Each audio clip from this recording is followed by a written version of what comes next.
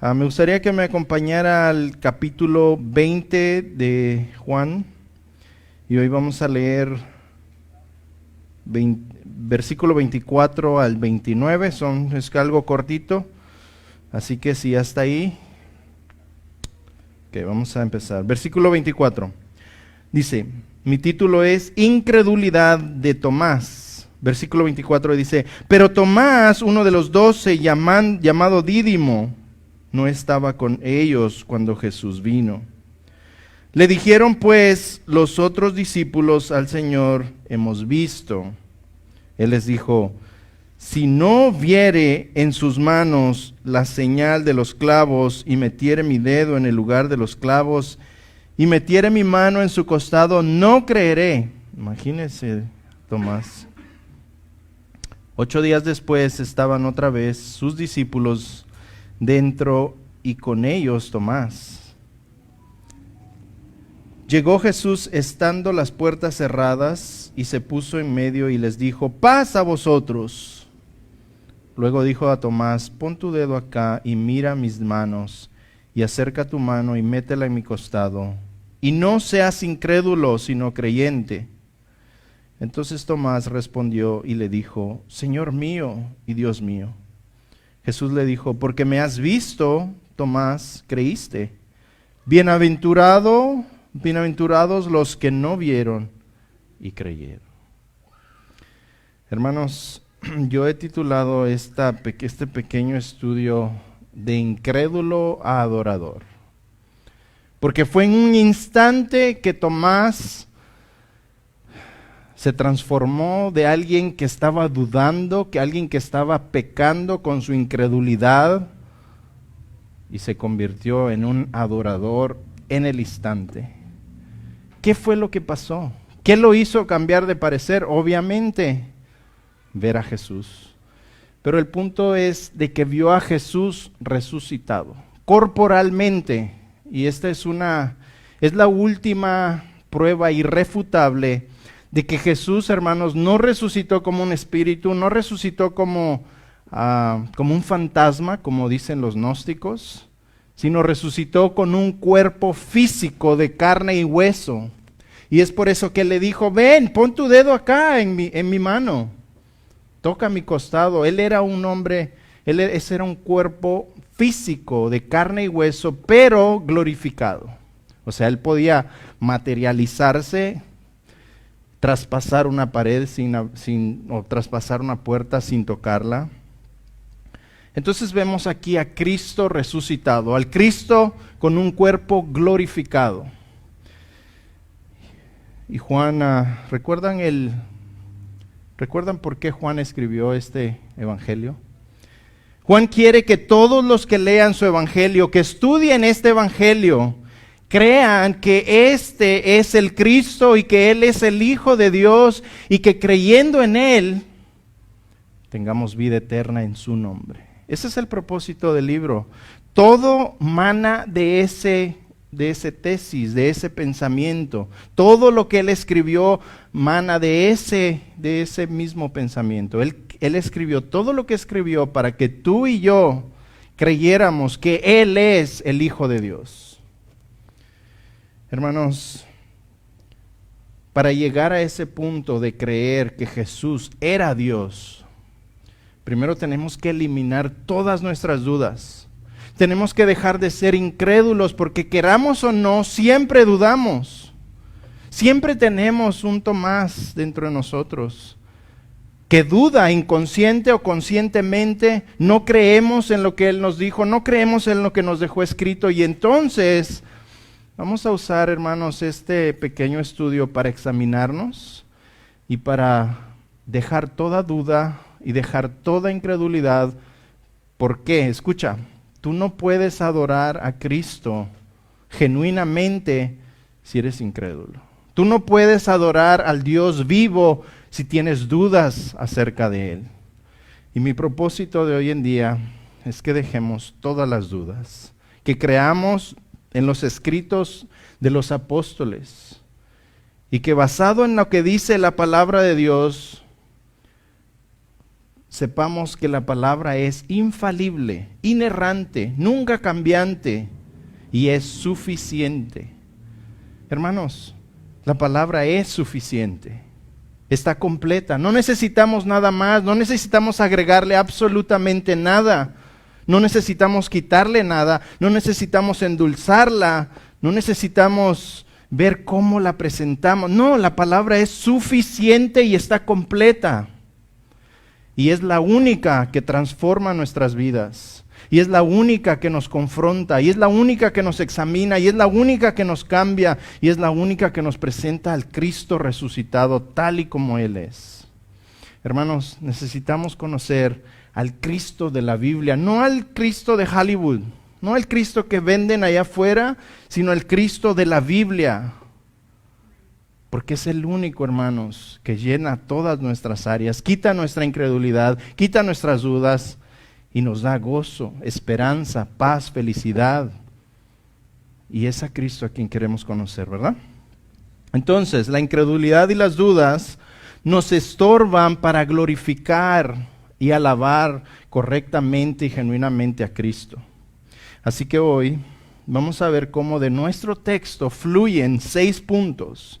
6 observaciones que pude hacer en lo que fue anoche y hoy en la tarde, para que dejemos la incredulidad, para que ya no seamos incrédulos.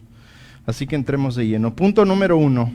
Necesitamos superar todas nuestras dudas. No 95% de nuestras dudas, no 98%, no 99%, sino 100% de nuestras dudas. Les voy a hacer la pregunta en este momento. ¿Qué es lo que te hace dudar? Después de este estudio espero de que tú ya no tengas ninguna duda, para que puedas glorificar a Cristo como Él merece ser glorificado. Versículo 24, mira lo que dice. Pero Tomás, uno de los 12, llamado Dídimo, no estaba con ellos cuando Jesús vino. Hermanos, ¿ven lo que se pierden cuando se pierden una reunión? Se pueden perder algo hermoso. El punto es, no se pierdan los estudios. Aquí estamos conociendo a Cristo. Yo les estoy presentando a Cristo por medio de las Escrituras. Y cada vez que no venimos, nos perdemos algo acerca de Él. Tomás se perdió esa primera visitación de Jesús el primer domingo cuando Él resucitó. ¿Dónde andaba? ¿Quién sabe? No nos dice la palabra. Lo que sí sabemos que no estaba ahí y se perdió ese hermoso evento, esa hermosa escena cuando Jesús se les aparece a los que estaban ahí el primer domingo que resucitó. Entonces dice el versículo, le dijeron pues los otros discípulos, escucha lo que le dijeron, al Señor hemos visto. Él les dijo, si no viere en sus manos la señal de los clavos y metiere mi dedo en el lugar de los clavos y metiere mi mano en su costado, no creeré. Hermanos, este es alguien, es un incrédulo hueso colorado. Pero a la misma vez le damos gracias a Dios por Tomás, por el hecho de que él quería ver a Jesús en carne y hueso. Y es por esa incredulidad de Tomás que tenemos esta prueba irrefutable de que Cristo resucitó con un cuerpo de carne y hueso. Todos luchamos a veces con diferentes grados de dudas que nublan nuestra fe y nos impiden, hermanos, glorificarle a Dios adecuadamente. Cada uno de nosotros tenemos áreas que tal vez no entendemos. Hay doctrinas que tal vez no entendemos en su totalidad y tal vez eso nos hace dudar. Debemos aceptarlo. Siempre tenemos dudas. Siempre hay dudas, hermanos. El mundo nos trae dudas. Las películas nos traen dudas. El cine nos trae dudas. Los artistas nos traen dudas. El mismo Satanás nos tira dardos de dudas.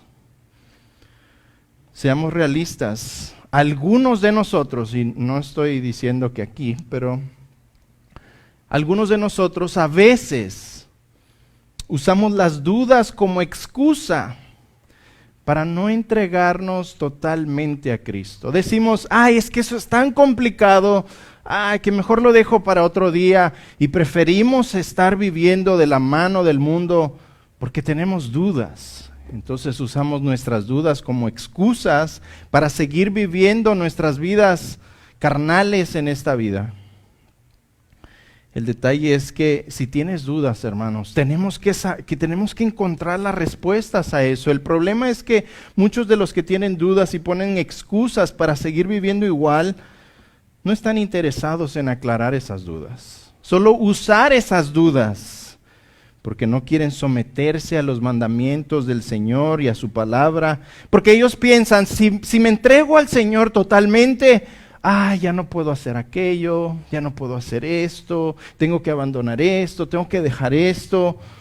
Y piensan que sus vidas van a ser restringidas por los mandatos de Dios. Así que buscan cualquier duda, cualquier excusa para no someterse a Cristo. Hermanos, la realidad es que nosotros, o al menos yo no obedezco al Señor por obligación. Yo no obedezco al Señor porque es una religión. Yo no obedezco al Señor porque si no me va a caer palo. Yo no obedezco al Señor porque lo veo como un Dios enojado. Hermanos, yo espero que todos nosotros obedezcamos al Señor. ¿Por qué? Porque le amamos. Porque anhelamos hacer su voluntad. Porque queremos honrarlo en cada área de nuestras vidas. No es una restricción, no es como una carga sobre nuestros hombros, es porque nosotros le amamos y queremos honrarle. Ese es el deseo de nuestro corazón. Para nosotros no es una carga, sino un deleite. Nos deleitamos en obedecer su palabra, ¿sí o no, hermanos? Nos deleitamos en conocerle más, nos deleitamos en venir y ver a los hermanos, nos deleitamos en hacer cumplir su voluntad, nos deleitamos en conocerle más en su palabra. Nos deleitamos porque Él es Dios y Él ha sido bueno con nosotros, porque Él ha sido misericordioso con nosotros. Hermanos, le obedecemos porque le amamos. Otros, como era el caso de Tomás, odiaban las dudas. No aguantaban no saber algo. Sus dudas lo hicieron miserable al punto de apartarse de todos. Estos quieren creer, realmente anhelan creer, pero sus mentes están atascadas con preguntas no respondidas. Estos son analíticos y necesitan explicaciones lógicas para creer. Hermanos, los versos 24 y 25 nos dicen que las dudas de Tomás surgieron en 4 maneras. Quiero compartirles 4 subpuntos. Número 1, las dudas surgen por el fracaso personal. Después de prometerle al Señor que iban a estar ahí para Él en cualquier cosa que sucediera con Él, la noche en que fue arrestado, ¿qué pasó? Todos huyeron, todos se apartaron, todos se fueron a esconder y lo dejaron solo. Marcos 14:31 nos dice. Hermanos, Tomás pudo haber sido incrédulo. Tomás pudo haber tenido muchas dudas, pero Tomás era un hombre leal al Señor. ¿Cómo lo sé? Bueno, en Juan 11:16, antes de ir a Betania a resucitar a este Lázaro, Jesús había salido de ahí porque ahí lo querían matar. Entonces sus discípulos no querían regresar a Betania. Y todos empezaron a decir, no Jesús, no podemos ir de regreso ahí, no podemos regresar ahí porque ahí te quieren matar. Pero fue este Tomás quien dijo, vamos también nosotros, vamos y muramos con él. Hermanos, Tomás era pesimista, pero era leal. Era el único que estaba dispuesto a ir a Betania con Cristo para morir con Él. Así que el dolor del fracaso, de fallarle a su Señor, cuando Él más lo necesitaba, desencadena una amarga y aguda decepción en Tomás. Él está decepcionado porque lo abandonó cuando más lo necesitaba. Este fracaso lo llevó a la depresión aguda. al punto de no creer que Jesús iba a resucitar. Por lo general, nuestras áreas de mayor fortaleza muchas veces se convierten en nuestras áreas de mayor debilidad y tenemos que tener cuidado con eso. Tenemos que examinarnos. Tenemos que ver que esas áreas fuertes de nosotros no se conviertan en una piedra de tropiezo. Un hombre como Tomás, leal, analítico, comprometido, también era el más propenso a la depresión y a la duda cuando fracasó. Hermanos, tal vez nuestras dudas surjan del resultado de que nuestros fracasos, que hemos fallado al Señor. Muchas veces hemos dicho, ahora sí voy a empezar esto, ahora sí voy a empezar a leer, ahora sí voy a empezar este estudio, ahora sí voy a empezar a congregarme y de repente fracasamos, lo defraudamos. Tal vez dudamos porque al fracasar pensamos, el Señor ya me descartó.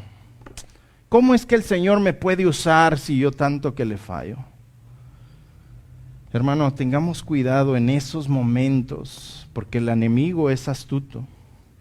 Y es ahí donde empezamos a escuchar la voz de Satanás que empieza a susurrarnos en nuestro oído, a decirnos, hey, mejor ya ni vayas a la iglesia, qué vergüenza. Mejor ya ni te congregues. Mejor arregla tu vida primero y después vas a la iglesia y luego te congregas y luego sirves. Y empezamos a analizar esa voz y empezamos a seguir esa voz y de repente nos encontramos en un mar de dudas y decidimos ya no congregarnos mejor. Hermanos, tengan mucho cuidado porque nosotros como humanos le vamos a fallar al Señor. Si el apóstol Pablo decía, lo que yo quiero no hago y lo que yo no quiero hacer eso hago, hermanos, nos va a pasar a nosotros. Vamos a defraudar al Señor, vamos a fracasar. Déjenme ayudarles en esta área. El fracaso es parte de lo que Dios utiliza, escucha, para que dependamos más de Él y menos de nosotros. Él usa el fracaso para que vayamos delante de su voluntad, a pedirle ayuda, a pedirle rescate, a pedirle perdón, a pedirle misericordia, a pedirle gracia y favor.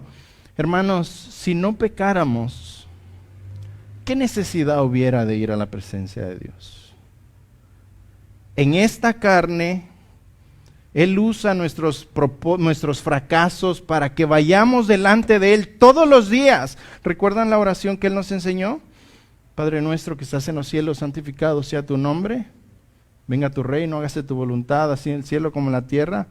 Y dice, perdona nuestras deudas, así como nosotros perdonamos a nuestros deudores.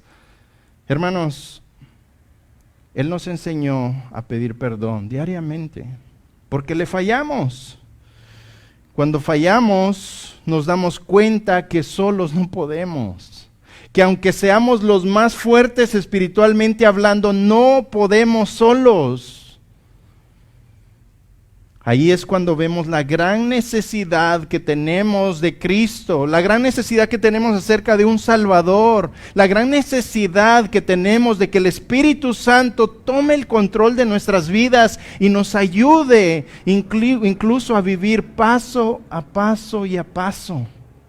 La necesidad que tenemos de que Él conduzca nuestro barco, que Él conduzca nuestras vidas, que Él sea quien pilotea nuestro avión, que Él sea el quien maneja nuestro auto, que Él sea quien controla nuestra mente y nuestros pensamientos y todo lo que hablamos y todo lo que vemos y todo lo que oímos.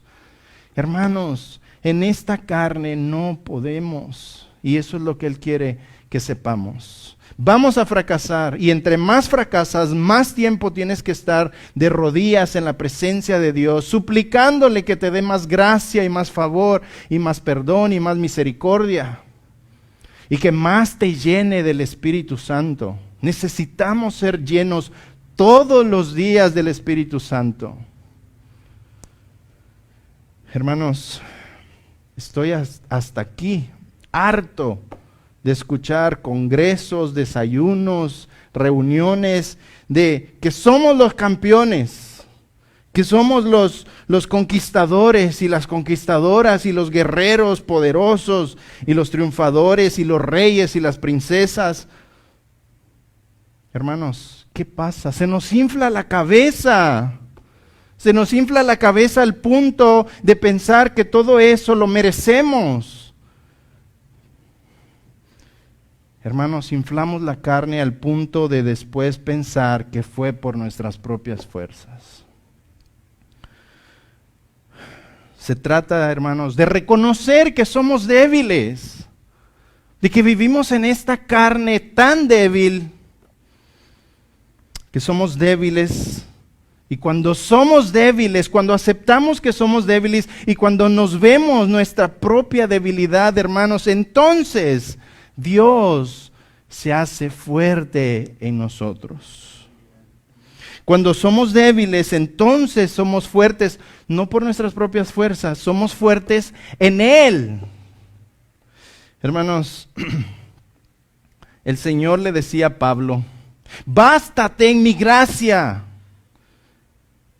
Porque escucha, porque mi poder se perfecciona en la debilidad, no en el campeón, no en la princesa, no en el ¿cómo se dice? En los guerreros, en los triunfos, no. Él se manifiesta, su poder se manifiesta en lo débil. ¿Quieres que el poder de Cristo se manifieste en tu vida? Entonces empieza a ver que tú eres débil, que no puedes solo, que lo necesitas todos los días de tu vida. Hermano, ¿qué decía Isaías? Mis mejores obras son ¿qué? Son trapos de inmundicia. Hermanos, ¿qué decía Jesús? Alejados de mí, nada podéis hacer. Cuando somos débiles, entonces somos fuertes. Bástate mi gracia, decía Pablo, porque mi poder se perfecciona en la debilidad. Entonces, dice Pablo, de buena gana me gloriaré más bien en mis debilidades, para que repose sobre mí, escucha, el poder de Cristo. Por lo cual, por amor a Cristo, me gozo en las debilidades, en afrenta, en necesidades, en persecuciones, en angustias. Escucha, porque cuando soy débil, entonces soy fuerte. Hermanos, no se trata de ser los campeones. No se trata de descubrir el campeón en ti. Se trata de descubrir lo débil que somos, para que el poder de Cristo se manifieste en nuestras vidas y Él se lleve toda la gloria. Porque entonces la gente va a decir, este hombre desdichado no podía hacer nada por su cuenta, solo un Dios poderoso pudo llegar a su vida y transformarlo. Y ahora lo que hace para Cristo. Todo es la gloria de Dios, hermanos. En nuestra debilidad, Cristo se glorifica poderosamente en nuestras tribulaciones, en nuestras debilidades, en nuestras enfermedades, en nuestros problemas y tribulaciones, porque solo para Él es la gloria. Número 2, las dudas surgen cuando hay falta de entendimiento. Hermano, ninguno de los discípulos creía que Jesús iba a morir de esa manera. Aunque Jesús se lo dijo repetidamente, tengo que morir. Tengo que ir a la cruz, pero tengo que resucitar al tercer día. Nadie creía que Él iba a morir. Ellos pensaban que Jesús iba a ser el conquistador poderoso que venía a derrocar a los romanos, a tumbar el imperio romano y establecer su reino, a venir en un caballo de guerra blanco y destruir a todos los romanos. Pero no fue así. Ellos nunca pensaron que el Mesías sufriría como un moribundo clavado en una cruz y que entraría a Jerusalén en un burrito, en un asno. Así que cuando Jesús murió, no entendieron nada. Estaban desilusionados, pensaron, ¿y ahora qué hacemos? Dejamos nuestros trabajos, nuestra vida, dejamos todo por seguir a este rey que no estableció su reino, ¿y ahora qué? Juan 29 dice que incluso después de ver la tumba vacía, ellos todavía no entendían las escrituras de que Jesús debía resucitar. Están viendo las evidencias, la tumba está vacía, los lienzos estaban ahí, y aún así no entendían. Hermanos, el no entender nos va a llevar a dudas. Por eso tenemos que estudiar. Por eso tenemos que escarbar, no hacer un hoyito en las escrituras, escarbar profundamente, estudiar diligentemente, agarrar una Biblia de estudio y estudiar versículo por versículo, estudiar teología sistemática, estudiar las doctrinas bíblicas. Muchas de mis dudas, hermanos, personales, surgen porque no entiendo a veces la Biblia, muchas veces no entiendo la totalidad de las doctrinas bíblicas. Claro, estudiamos, escudriñamos, pasamos la noche buscando qué quiere decir esto y qué quiere decir lo otro, pero hay veces que no encontramos respuestas y nos toca que arrodillarnos y orar y llorar y pedirle al Espíritu Santo que ilumine nuestra mente para que nos ayude a entender a este maravilloso Salvador que tenemos. En Juan 6 vemos una ilustración de esto, que muchos discípulos de Jesús se apartaron cuando enseñó algunas cosas duras y difíciles de entender acerca de comer su carne y beber su sangre. Y cuando habló acerca de la predestinación o la elección divina, ¿y qué pasó? Muchos de sus discípulos dejaron de seguirle. Incluso después de este sermón, él le tuvo que preguntar a sus discípulos, ¿ustedes también se quieren ir? ¿Y qué respondió a Pedro, hermanos? Esas palabras hermosas. ¿A quién iremos si solo tú tienes palabras de vida? Y hemos creído y sabemos que tú eres Dios. Hermanos, cuando yo no entiendo algo, esas son las mismas palabras que me confrontan a mí. Quisiera que los confrontara a ustedes también.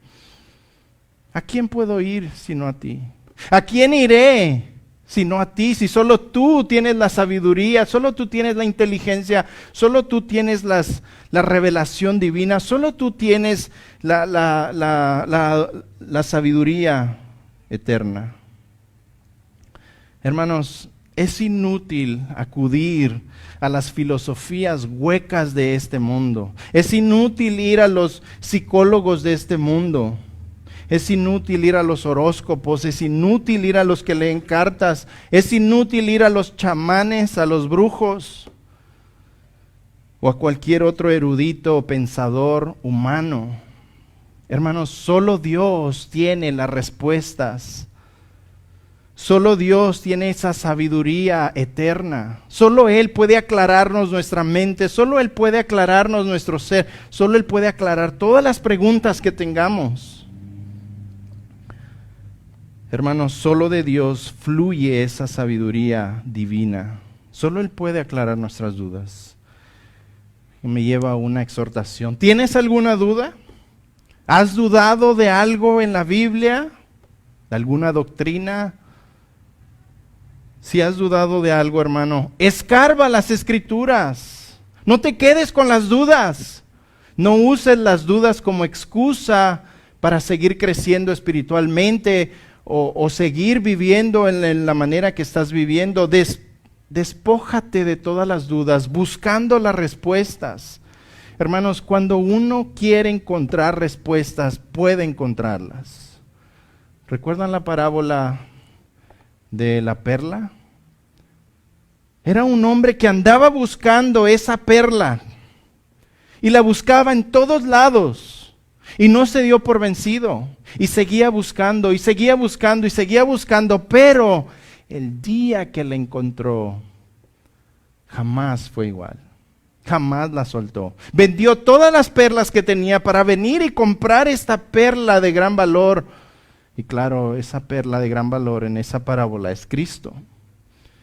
Y nosotros, hermanos, vamos a pasar toda una vida buscando, conociendo, escarbando, corriendo, yendo detrás de este magnífico personaje llamado Jesucristo, y nunca vamos a lograr conocer ni tan solo la punta de su sandalia. Nos va a tomar una eternidad. El detalle es seguir buscando, seguir aclarando nuestras dudas. Lámpara es a mis pies tu palabra. ¿Para qué? Para no andar en la oscuridad. Hermano, ¿tienes dudas?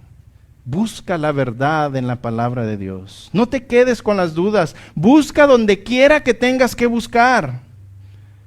Ya sea en un diccionario, sea en un comentarista, sea en cualquier lado, pero no te quedes con las dudas.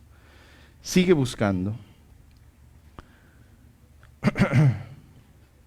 Número 3. Las dudas surgen al ver la trágica y dolorosa muerte de Jesús.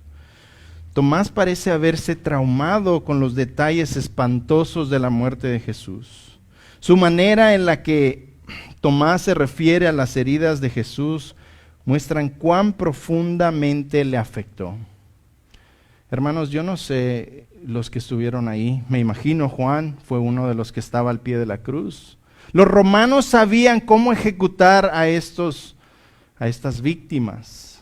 Jesús no fue una víctima, pero ellos sabían cómo ejecutar a estas personas. Ellos eran expertos en hacer sufrir a las personas. Ellos eran expertos en asegurarse que pasaran días sufriendo en esa cruz. Y por ser el Hijo de Dios, creo que el trato fue aún más. Creo que la manera en que lo dejaron fue hecho un trapo. Él mismo describe que dice que podía ver sus entrañas. Creo que lo dejaron abierto totalmente.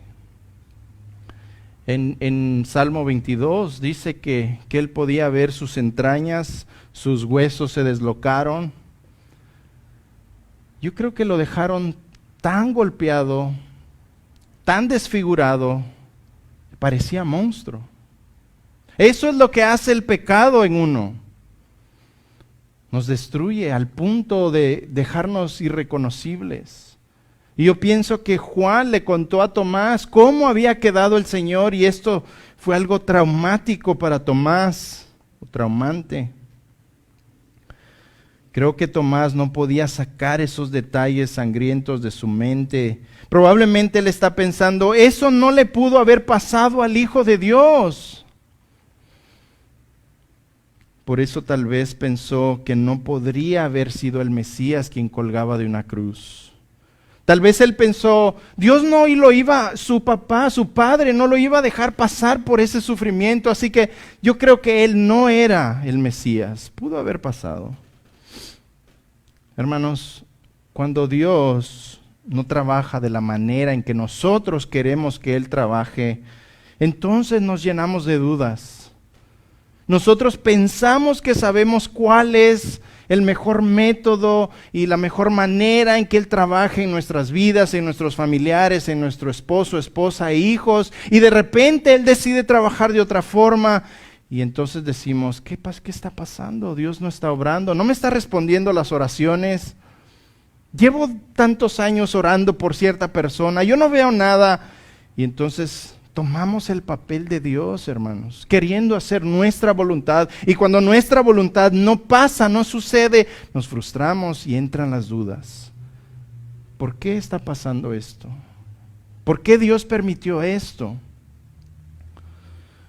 Eso es cierto cuando también pasamos por situaciones dolorosas o difíciles, o vemos a algún familiar nuestro pasar por cosas difíciles o tremendas y decimos, Dios pudo haber evitado eso y no lo hizo. Yo estuve orando para que eso no sucediera. Y entonces empiezan a entrar dudas en nuestras vidas. Esto nos pasa cuando queremos manipular a Dios a hacer nuestra voluntad y Él obra totalmente de la manera opuesta. Hermanos, déjenme decirles algo. Desempuñen sus manos, hermanos. Suelten el control, cierren los ojos, respiren un poco profundamente y convénzanse que ustedes no son Dios. Y luego déjense caer en la soberana voluntad del Padre. Hermanos, no tenemos el control de absolutamente nada, pero pensamos que lo tenemos. Y de repente no pasa lo que queríamos y nos frustramos, nos entra ansiedad, depresión, y todo el mundo se nos viene encima. ¿Por qué? Porque queremos tomar la posición de Dios haciendo nuestra voluntad. Hermanos, ¿por qué querer tener el control? ¿Por qué querer hacer las cosas que nosotros queremos si no somos omniscientes? No sabemos qué va a pasar mañana. No sabemos cuál es el camino mejor. Nuestros pensamientos no son los pensamientos de Dios y los pensamientos de Dios no son nuestros pensamientos. Entonces, dejemos que Él haga su obra en nosotros. Descansemos, hermanos. Relajémonos. Hagamos nuestra parte. Claro que sí, pero dejemos que Él obre en nuestras vidas. Escucha. Nosotros, hermanos, no oramos para cambiar las circunstancias. Nosotros no oramos para torcer las circunstancias.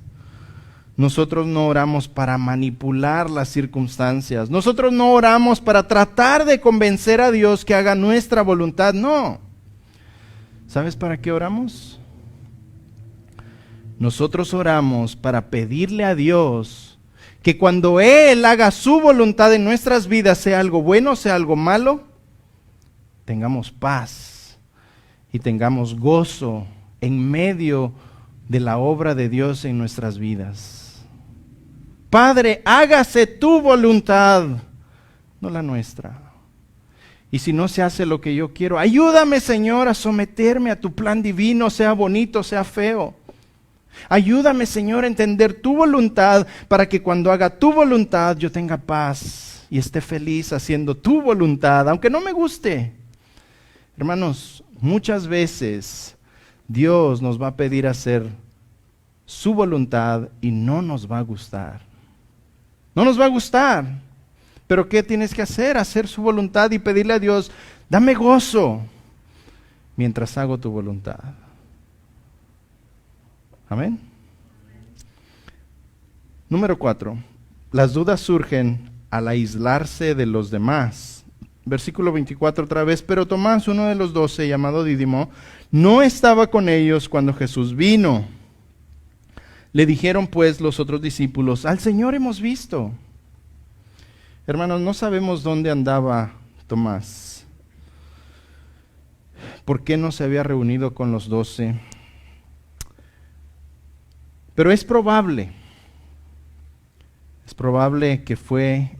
que se fue porque estaba deprimido por medio de la muerte del Señor. Estaba meditando en todo lo que había ocurrido en ese momento y Tomás quería estar solo. No está con los demás. Se aisló de los demás, se fue, se apartó. Hermanos, quiero darles un consejito sabio. Ten cuidado cuando estés solo. Tengan cuidado cuando se aíslan o se alejan de los demás. Es ahí otra vez cuando Satanás aprovecha a plantar dudas en nuestras mentes. Empiezan a volar los dardos de fuego y algunos caen en nuestra mente y hacen nido y se quedan ahí, empiezan un incendio. Tengan cuidado cuando estén solos. La Biblia dice que no es bueno que estemos solos. Cuando estamos solos, somos más propensos, más débiles y más inclinados a pecar. Las dudas probablemente aumentaron cuando escuchó que se les había presentado a los otros discípulos y a Tomás no.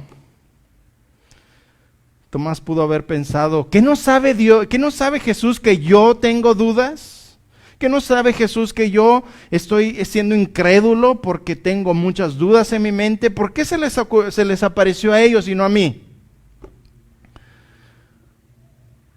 ¿No sabe Jesús que estoy luchando con esta depresión?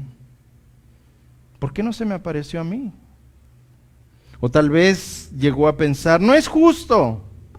Yo, el que estaba dispuesto a ir y dar mi vida por él, no se me aparece a mí. Eso es una injusticia. Y empezamos a jugar la carta de ser víctimas. Hermanos, esos pensamientos habrán llevado a más dudas y más confusión a Tomás. Escucha, no importa qué tan deprimido estés, no importa qué tan triste estés, hermano, siempre es bueno estar rodeado con tus amigos y tus hermanos en Cristo. No te apartes, es el venadito que se queda solo quien se lo devoran los leones. Nunca es bueno estar solo.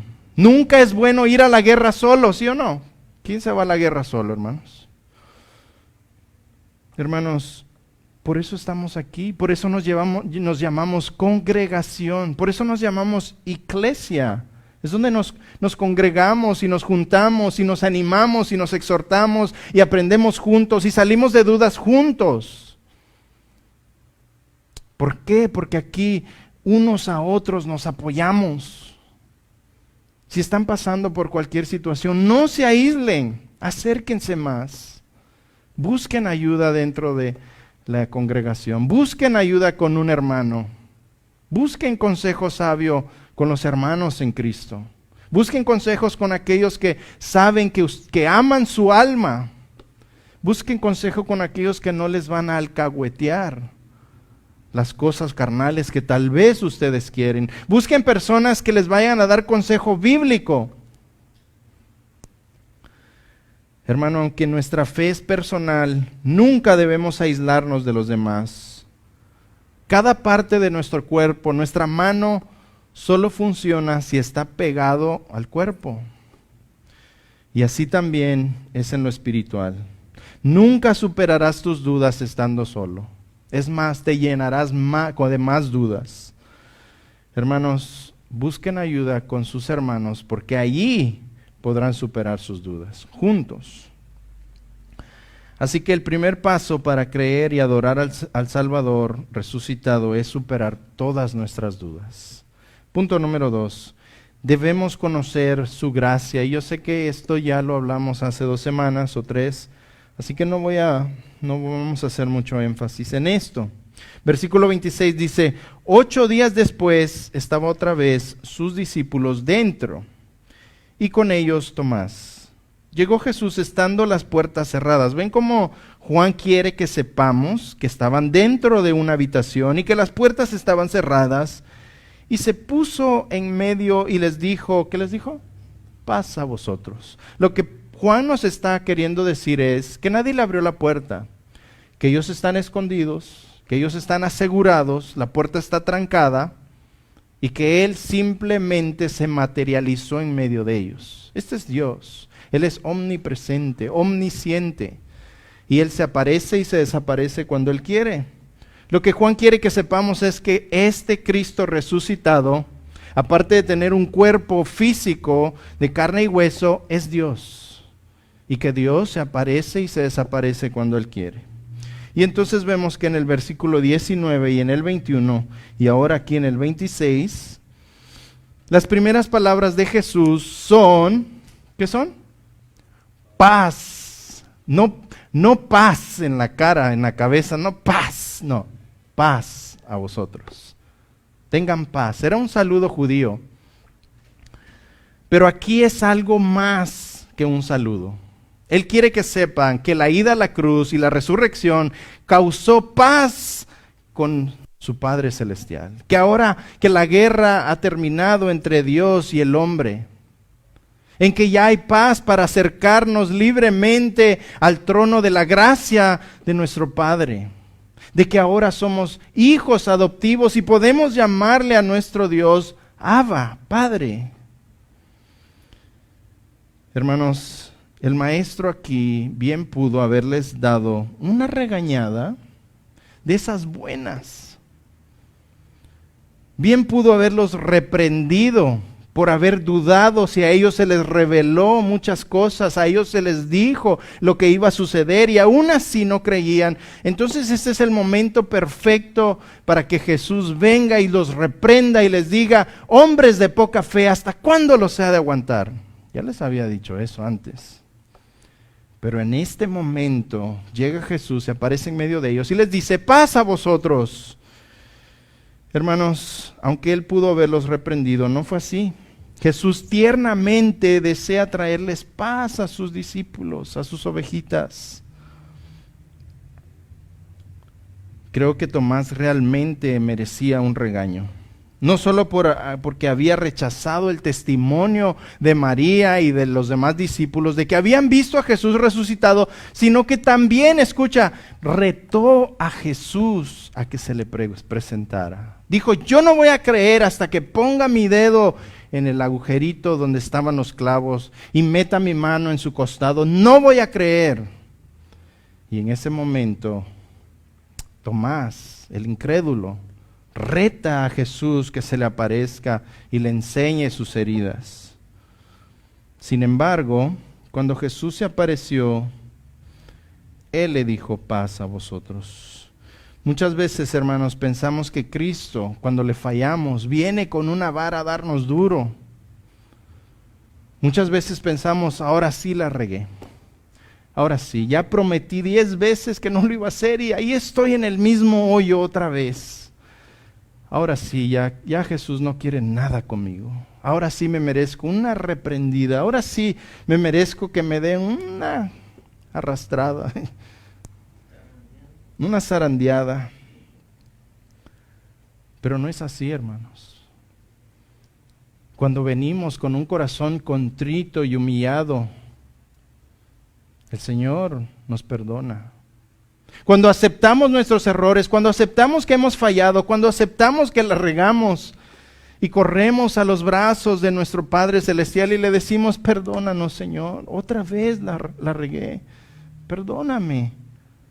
Él no dice: espérame, ahora sí, unos cuantos latigazos. No, Él nos perdona, hermanos. Paz a vosotros. Y hacemos otra vez la paz con Él. Juan 6:37 dice: todo lo que el Padre me da vendrá a mí, y el que a mí viene yo no le echo fuera. Hermanos, si tú has venido a Cristo es porque el Padre te ha traído a conocer a tu Salvador. Y Él no te rechazará. Él no te echará fuera.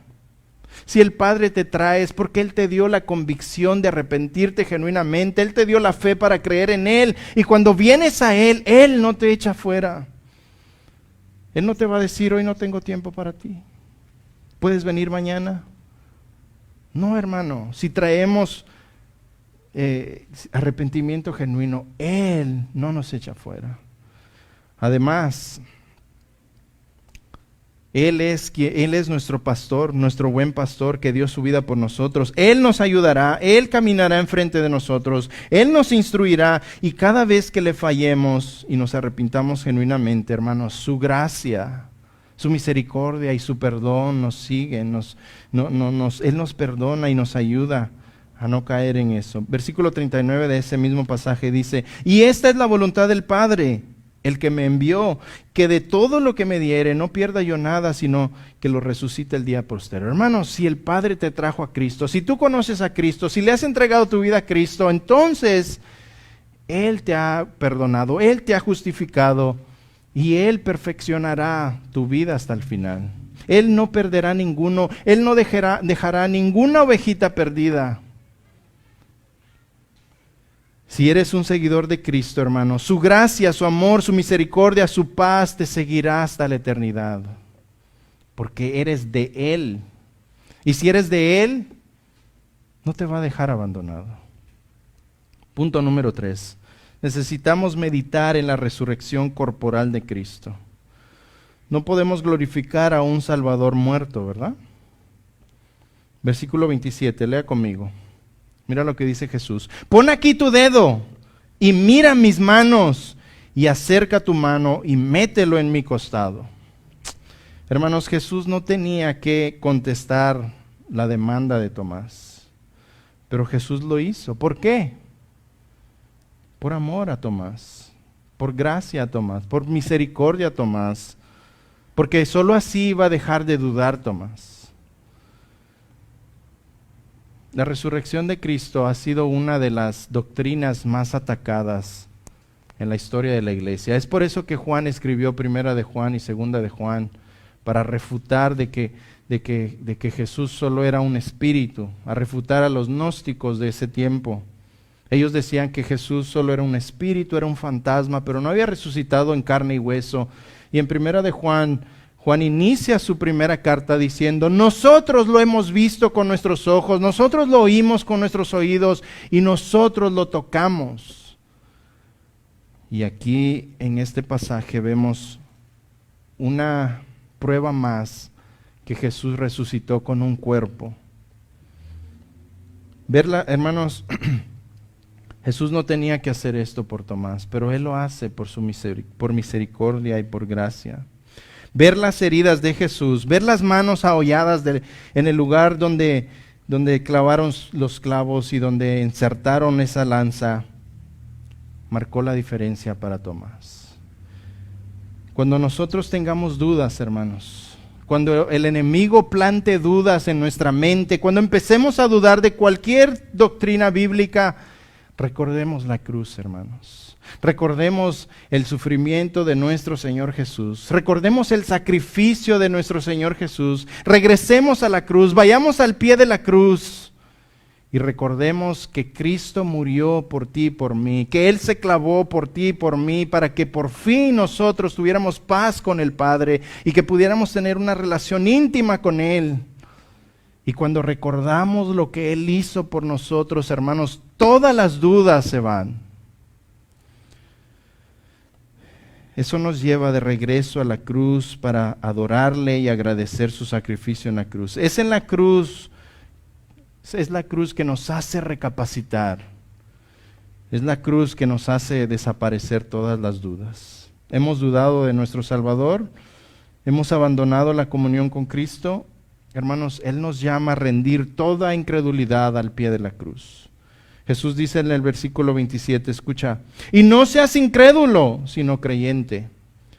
Hermanos, esto aparte de ser una reprensión, también es un consejo urgente de abandonar un estado que ofende a Cristo y que nos volvamos y que tomemos una posición que glorifica a Cristo. La duda anula lo que Cristo hizo. Pero cuando creemos, la fe glorifica lo que Cristo hizo. Debemos todos abandonar la duda, dejar de cuestionar y desacreditar a Cristo y asumir una posición de creer y exaltar sus obras. Hermanos, si los apóstoles lo vieron, si los apóstoles lo escribieron, entonces así pasó. La Biblia es el aliento de Dios. Son los pensamientos de Dios. Debemos pasar a ser de incrédulos a adoradores. Punto número 4. Solo cuando las dudas desaparecen, surge la verdadera adoración. Versículo 28, lea conmigo. Entonces Tomás respondió y le dijo, mira lo que dijo Tomás: Señor mío y Dios mío. Hermanos, el resultado de creer en el Salvador resucitado es clamar genuinamente, irnos a postrar delante de Él y reconocer quién Él es. Él es mi Señor. ¿Qué quiere decir eso? Mi Señor, es mi dueño, mi amo. Él me compró, ahora yo soy suyo y yo obedezco lo que Él dice. Él es mi Señor y luego Él dice, y es mi Dios. A Tomás ya no le interesó, hermanos, meter su dedo en el agujero de la mano del Señor. Yo pienso que no. Ya no le interesó tocarlo por lo que dice versículo 29. Jesús le dice, porque me has visto, tú creíste, no porque me tocaste, porque me has visto, creíste. Hermanos, todas sus dudas intelectuales desaparecieron al instante porque llenó, satisfizo su corazón. Y entonces le adoró. Hermanos, solo cuando no hay dudas en nuestro corazón podemos adorarle genuinamente a Dios. En toda la Biblia, la adoración ocurre cuando las personas ven a Dios, ven la santidad de Dios, y en ese mismo momento, inevitablemente, ven quién realmente son ellos. Hombres débiles, pecadores y desdichados. Cuando Isaías vio a Dios, ¿recuerdan Isaías 6? Cuando las cortinas del cielo se corrieron, Isaías, el profeta de Dios, que hablaba con los reyes, que tenía una relación con Dios, vio a Dios personalmente y vio a los ángeles alrededor del trono celestial de Dios que decían, ¿qué decían? Santo, santo, santo. ¿Y qué fueron las primeras palabras, hermanos, de Isaías? En Isaías 6:5 dice: ay de mí, porque soy un hombre muerto, porque mis ojos han visto al Rey, el Señor de los ejércitos. Hermanos, ¿qué pasó en ese momento? Cuando Isaías ve la santidad de Dios, él sabe: estoy destruido, estoy deshecho, soy un hombre muerto. ¿Por qué? Porque vio su pecado en él, vio lo desdichado que él era, vio lo pecador, lo vil que él era. Y se comparó con la divina santidad de Dios y dijo: that's it. Hombre muerto soy. Y entonces le adoró. Es en ese momento que Isaías por primera vez se dio cuenta quién realmente era: un hombre miserable y pecador enfrente de un Dios santo, santo, santo, perfecto y puro. Hermanos, fue en ese momento cuando Isaías le adoró genuinamente. Porque él sabía: yo no debo estar vivo. Todo lo que tenemos es por gracia y misericordia de Dios. No debemos estar vivos. Muchas veces la gente se pregunta: ay, ¿por qué Dios permite estas cosas malas? No, la pregunta es: ¿por qué estamos vivos? ¿Por qué Dios nos da vida? Si somos pecadores, merecemos la muerte. Y mírate, ahí estás vivito y coleando. ¿Por qué? Si merecemos la muerte, hermanos, si merecemos el castigo eterno, ¿por qué estamos vivos? Porque Él dio a su único Hijo para proveernos misericordia y gracia y perdón, para que tuviéramos una relación con Él. Hermanos, eso es lo que le pasó, es la misma experiencia que le pasó a Tomás.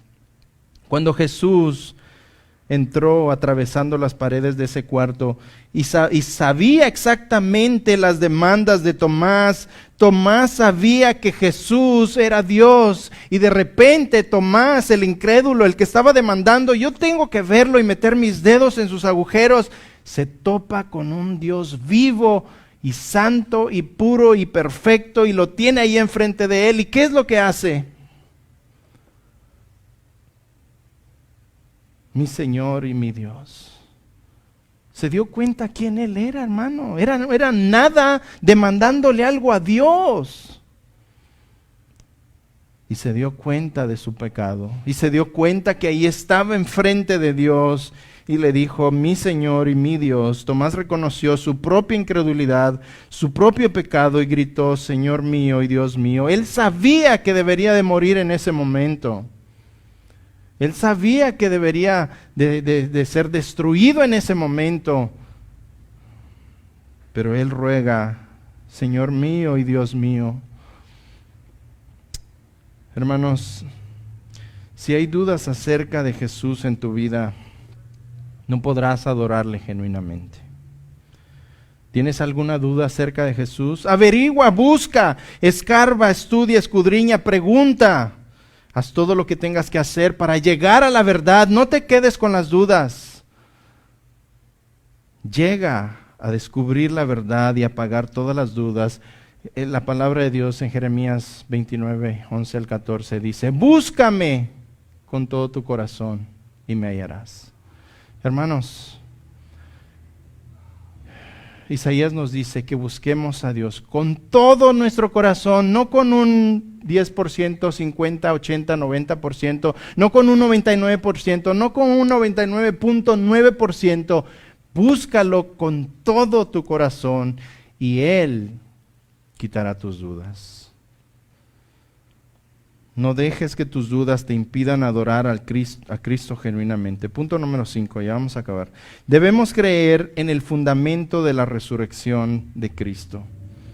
Pablo enfatiza en 1 Corintios 15, 17, la resurrección corporal de Jesús es el fundamento de nuestra fe. Escucha, y si Cristo no resucitó, vuestra fe es vana. Aún estáis en vuestros pecados. Hermanos, si Cristo no resucitó, todo lo que hacemos es en vano. La escena de Tomás nos brinda más evidencia sólida. No queda duda. Tomás, después de este episodio, de ver al Jesús resucitado, creyó en su Salvador y ya nunca fue igual. Escucha, la historia nos dice que Tomás agarró el Evangelio y se fue a la India a predicar acerca de un Cristo resucitado que él había visto resucitado corporalmente. Y él predicó toda su vida hablando de su Señor, hablando del Salvador resucitado, hablando del Evangelio de Cristo. Y ahí, hermanos, él fue un mártir para Cristo. Ahí lo mataron por él. Escucha, Tomás nunca habría dado su vida por Cristo si no hubiera estado seguro de su resurrección, ¿verdad? Nadie da su vida por algo falso. Nadie se va a exponer a predicar acerca de Cristo y saber que todo el mundo se va a venir encima, que no les gusta lo que les vas a predicar, pero aún así estás dispuesto a ser testigo fiel de Cristo y predicar fielmente su palabra para que venga la salvación a esas personas y esté dispuesto a morir por Jesús. Hermanos, la resurrección de Cristo causó que Tomás estuviera dispuesto a hacer lo que tenía que hacer para glorificar su nombre. La resurrección cambió la vida de Tomás como cambia la vida de nosotros. Tal vez todavía tengamos algunas dudas. Pero si Jesús, hermanos, realmente resucitó, nuestras dudas vienen siendo algo secundario. Si Cristo realmente resucitó, y sabemos que resucitó porque hay testigos oculares, porque Él se les presentó a sus discípulos, y dice Pablo que se les presentó a 500 personas. Tenemos testigos oculares de que Él resucitó, y si Él resucitó, toda la Biblia es real y todas sus promesas se van a cumplir. Tal vez estás pensando, me hubiera gustado estar ahí con Tomás para yo también aclarar mis dudas y poder ver a Jesús. Sería más fácil superar mis dudas así. Escucha, versículo 29, lee conmigo. Esto es para ti. Jesús le dijo, porque me has visto, Tomás, creíste. Pero escucha, bienaventurados los que no me vieron y creyeron. Hermanos, esos somos nosotros. Esos somos nosotros. No hemos visto al Señor físicamente, ¿verdad? Yo no lo he visto.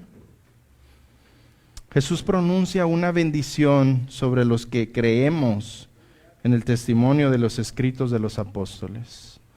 Hermanos, yo nunca he visto a Jesús físicamente. Yo no he tenido una visión de Jesús. Yo no he tenido un sueño con Jesús. Pero ¿sabes qué? No necesito, hermanos. Yo no necesito verlo.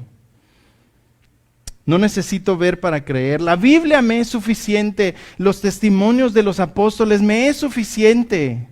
Las cartas, las epístolas me son suficientes. El testimonio de los discípulos me son suficientes. No necesito ver para creer que Él es real. No necesito verlo para amarlo.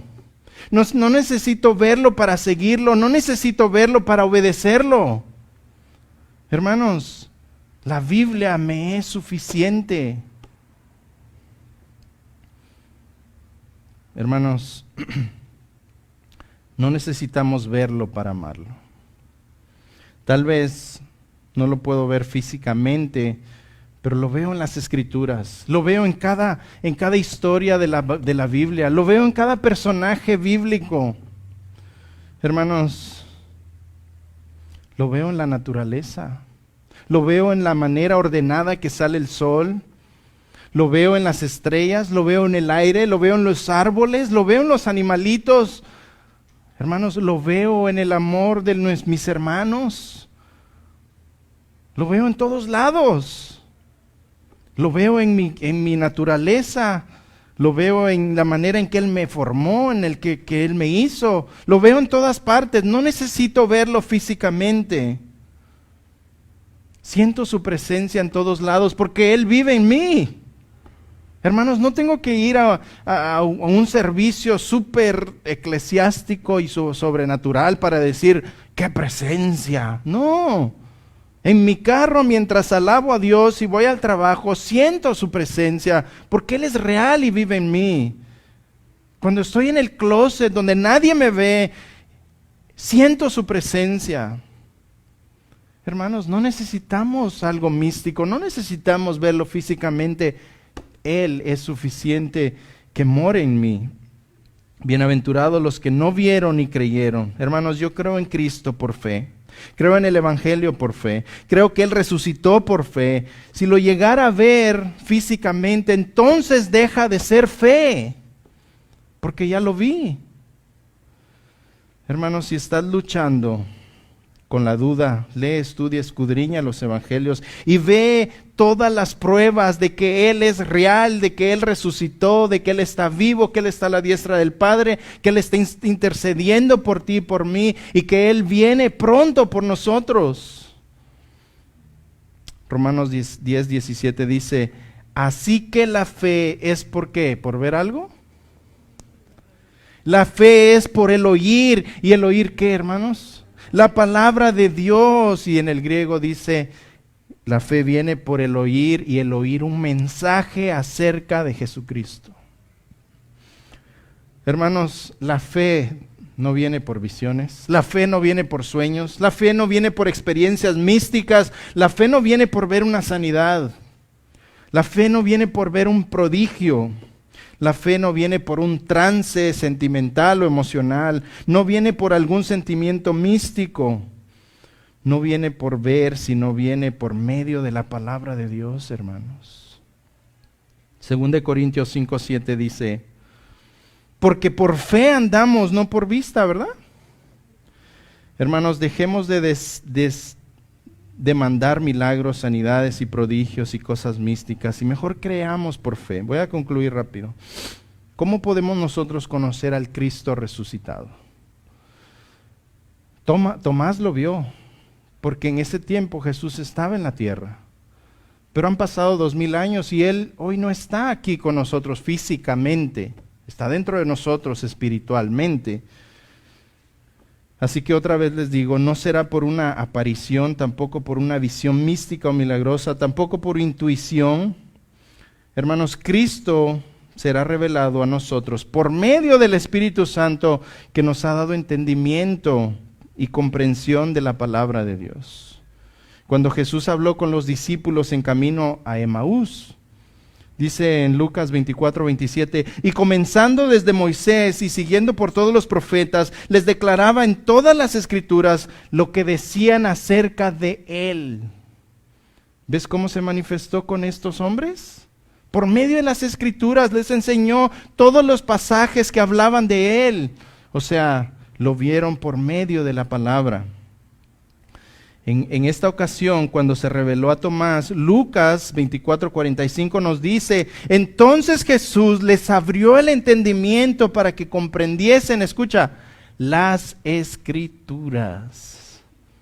Entonces, ¿cómo se revela a nosotros?